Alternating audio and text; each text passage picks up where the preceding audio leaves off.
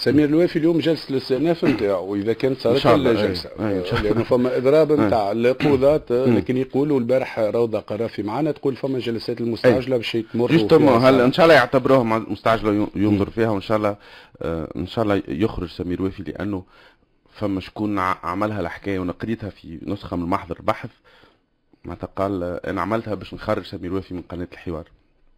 ان شاء الله يخرج ويلقى بلاصته في قناه الحوار. تقصد في معز بن غربي؟ انا قريتها في محضر بحث. معناتها واحد قال ان شاء الله نحب نخرج سمير الوافي من قناه الحوار. احنا في قناه الحوار اتفقنا قلنا سمير الوافي بلاصته تستنى فيه، طبعا مع احترام البروسيدور القضائي اللي نعتبره تنجم قضيه تتواصل على روحه ويقعد سمير الوافي لبرا.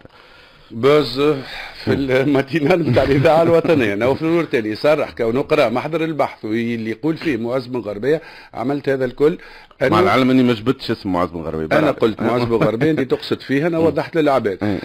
فنوفل هو كما قالش الاسم، هو قصد فقط انا قلت الاسم. يقول كونه معز بن غربيه عمل هذه العمليه على اساس باش يخرج سمير الوافي. تو سامحني انا ما قلتش معز بن غربيه، كان ما جيش لوجع البزرك ما قلتوش انت.